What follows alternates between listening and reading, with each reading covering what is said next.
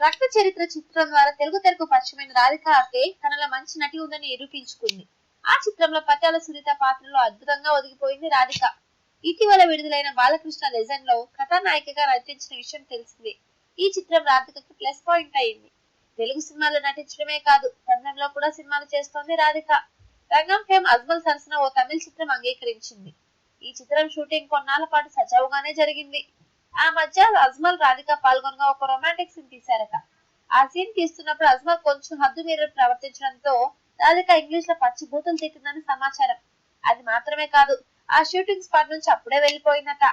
ఆ సంఘటన తర్వాత ఇక అజ్మల్ తో యాక్ట్ చేసేది లేదని రాధిక నిర్ణయించుకుంది. దీని వల్ల ఆ చిత్ర నిర్మాత ఇరుకుల్లో పడాల్సి వచ్చింది. ఇటీవల రాధికని నిర్మాత కలిసి డేట్స్ అడగ్గా అజ్మల్ తో చేసేది లేదు అని కరాఖండిగా చెప్పిందని వినికిడి. ఇలా మధ్యలో వదిలేస్తే చాలా నష్టపోతానని నిర్మాత చెప్పినప్పటికీ రాధిక మనసు కరగలేదని కోలీవుడ్ టాక్. దాంతో ఏం చేయాలో పాల్పోని పరిస్థితిలో ఉన్నాడట నిర్మాత. ఒకవేళ అజ్మల్ తో రాధికకి సారీ చెప్పిస్తే అప్పుడు రాధిక ఏమైనా కరుగుతుందేమో మరి. అజ్మల్ సారీ చెప్తాడా? అందుకు అంగీకరించడమే చెప్పొచ్చు. సో ఈ సమస్యను నిర్మాత ఎలా పరిష్కరించాలో వేచి చూడాల్సిందే.